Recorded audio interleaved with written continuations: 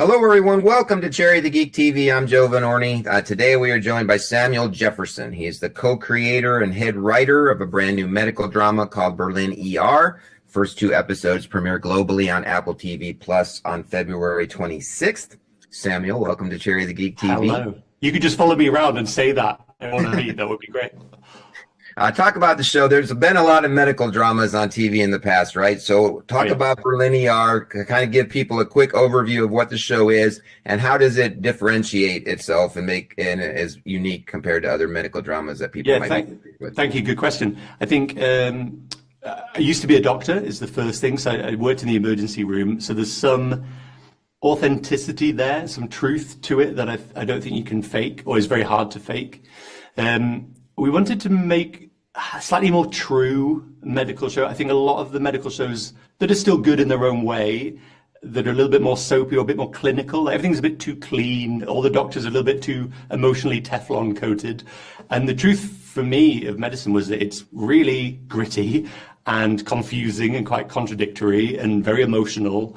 And you are on this roller coaster as you go, and you're a flawed human being, you know, trying to pretend that you're a doctor who has it all together.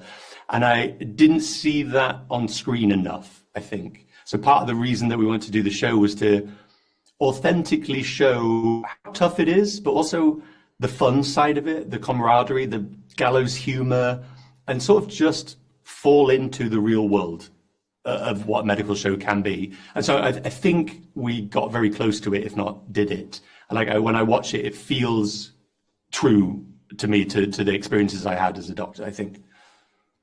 The show does a wonderful job of balancing drama with action, with also comedy. Right? There's a lot of dark humor in the show.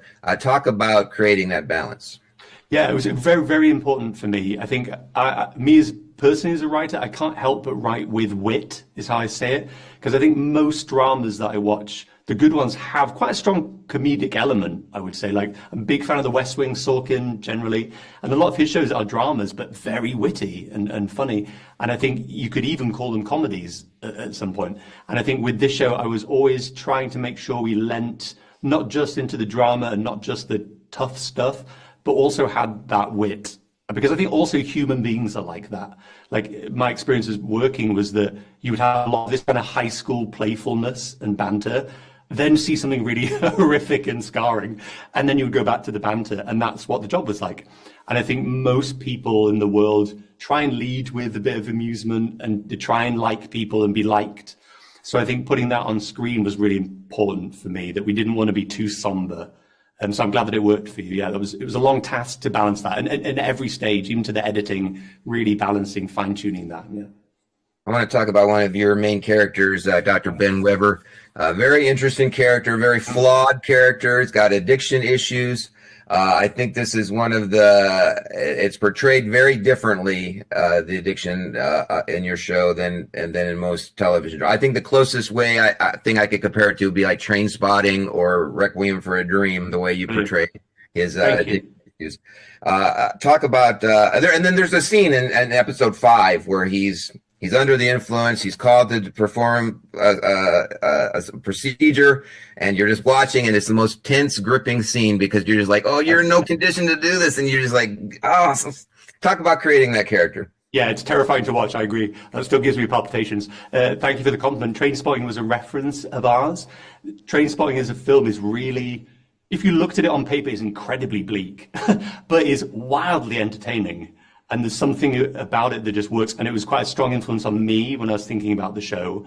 And Ben as a character, yeah, he's really flawed, but he's also, you just want to reach into the screen and help him. And I think Slavko does such a good job of showing that on screen. Like, he's got this strength and he's a good doctor and he can do it. But you see this sort of broken person who just really needs a hug and to be like, it's okay, I got you. And I think there's something, for me anyway, I still watch it and I want to reach in and be like, it's okay, I've got you, don't worry. And I think all the characters have some element of that, but Ben is the closest or the biggest expression. And I think that's why it's relatable. I think we all have these moments where we try and seem strong and we try and have it all together. And sometimes you just need to let it go and you have a hug. And I think at the start of the season, not many of them have the chance to get the hug. They're all closed. They don't know what their coping mechanism is. So they're all a bit blind.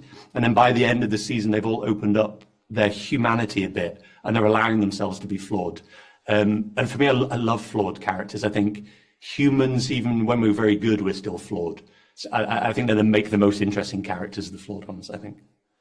Well, it's a wonderful show. It's called Berlin ER. First 2 episodes premiere globally on Apple TV Plus February 26th, with subsequent episodes dropping weekly through April 9th.